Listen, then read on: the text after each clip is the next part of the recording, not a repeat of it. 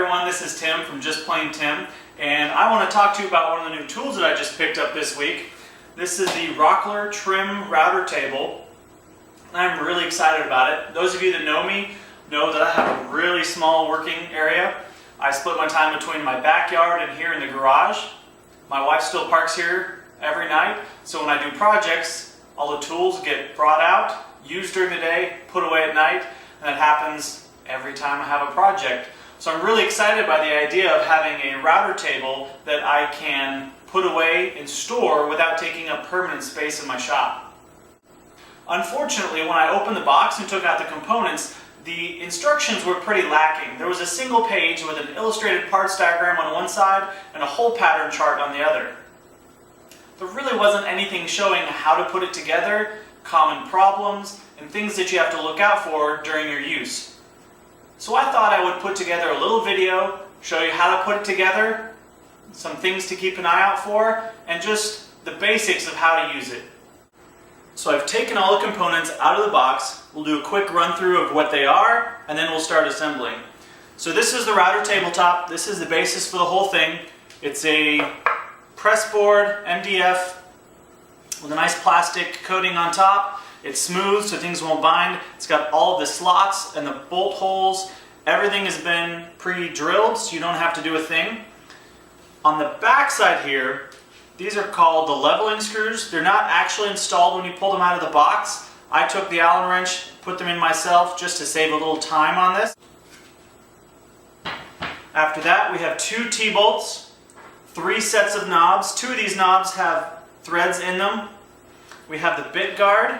We have the fence. Now this fence has 2 inserted nuts here on the front and 2 more on the back side. These back side are spread out a lot farther, and that's what's used for your vacuum attachment.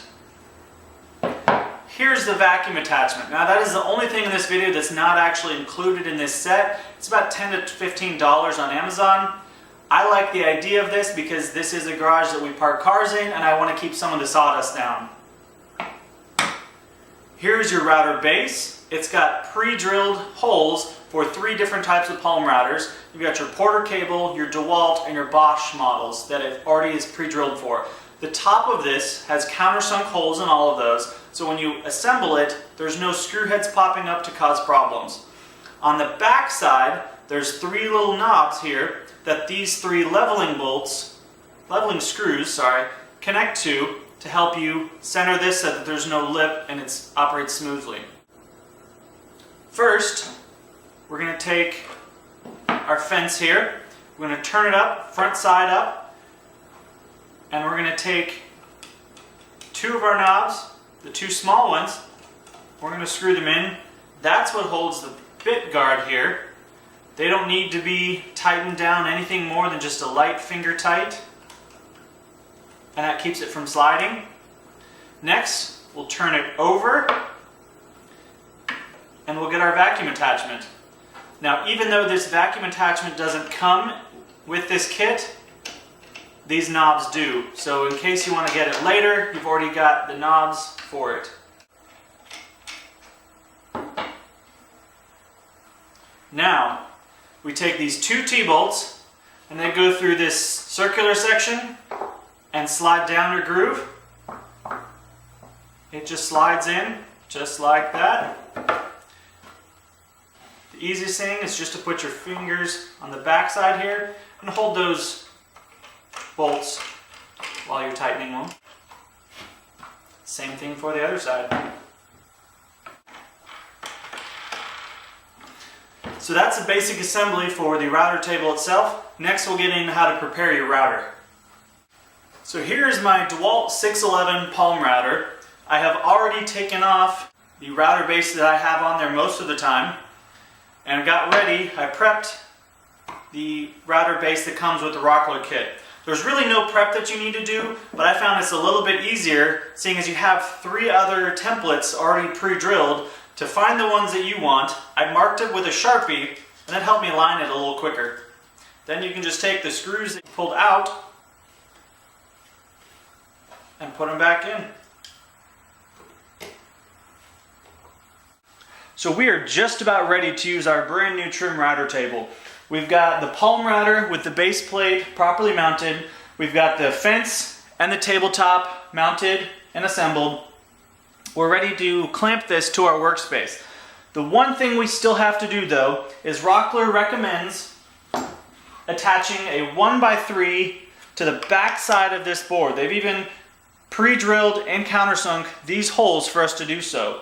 Now what that allows is when we set it on our workbench, that gives us a separate clamping surface to use. And I'll show you in a second why that's important.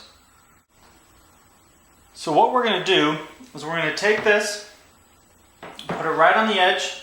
Now if we had that 1x3 in the back, we could clamp to it. But what we're going to do for now, just for demonstration purposes, is use these trigger clamps and clamp right to our top.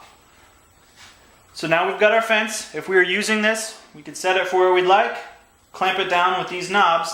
Now here's what the problem is if you don't put that 1x3 on. If you try to move this fence all the way back to the rearmost point of travel, you run into your clamps. So that's why they recommend having those 1x3s on the back so your clamps are out of the way. So also, we're going to demonstrate how to mount the router to it. So for right now, we're going to pull to the forwardmost point, and we're going to take off our fence. So the routers mount from the top. So we take our cords and we slide them down through. Now my preference is to try to keep our power switch to the front. So we're going to drop that through.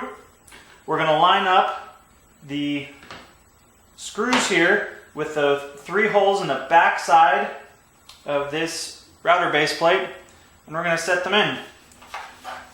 So now that sits nice and flush, we've got the power switch here. We can take our fence back over. We're going to want to line up the T-bolts here with the tracks.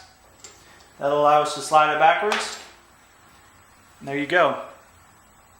To me, it's a pretty good little trim router table. I'm looking forward to using it.